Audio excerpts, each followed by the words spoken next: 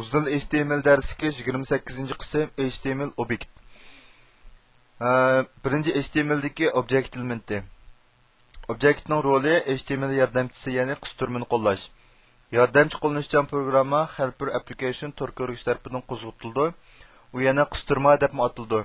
Qisturma orqali ovoz va film hujjatlarini torda qo'ya olamiz. Qisturmani objekt xatkuch orqali qo'zg'atamiz.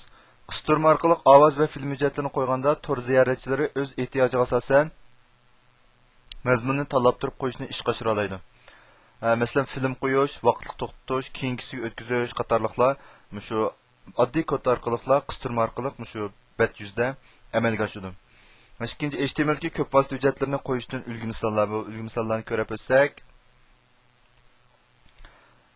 masalan, QuickTime orqali wave hujjatini qo'yish. Ama bu object qisturmasini ishlatdik. Bu qisturmaninki kengligi 420, egizlik 360 bo'ldi. Bu ID, class ID, code base degan ma'loni. Buni Apple shirkati ta'minlagan bo'lg'achqa, ma'ni bevosita olamiz. Andan keyin parametrni belgilaydiganlar birsi wave hujjat. Andan keyin buningki bu kontrol qilingan qismiga bu degan qiymatni yoki haqiqiy degan qiymatni berish orqali shu ikki qiymatni o'zgartirish orqali qolgan kodni asli petim ekiliblar. Bu QuickTime'da wave'ni qo'yishni ishga oshira olamiz. QuickTime'da MP4 hujjatni qo'ymoqchi bo'lsakmi,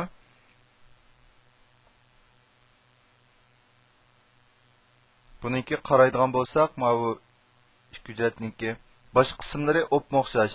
Faqat mushadagi hujjat nom qismilar o'xshamaydi. Andan keyin Flash'dagi SWF hujjatni torbatga qo'yish uchun object orqali bu qisturmani akirdik. Akirgandan keyin mayadagi class ID, code base degan qismlari masalda o'xshamaydi.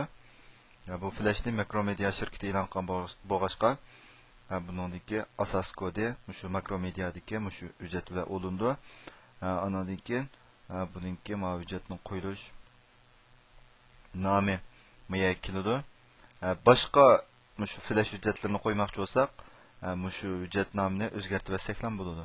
Andan keyin Windows Media Player'dagi WMV hujjatini qo'yish uchun buningki kodi bir qadar ko'p.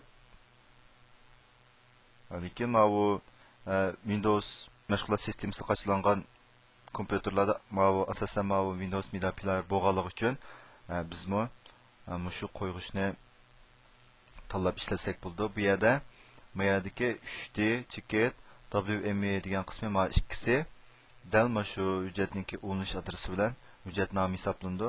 Biz mush qiymatni o'zgartirish orqali qolgan qismi asli petim kelsa bo'ladi. Andan keyin shu WMV hujjatni qo'yishni ishga oshira olamiz.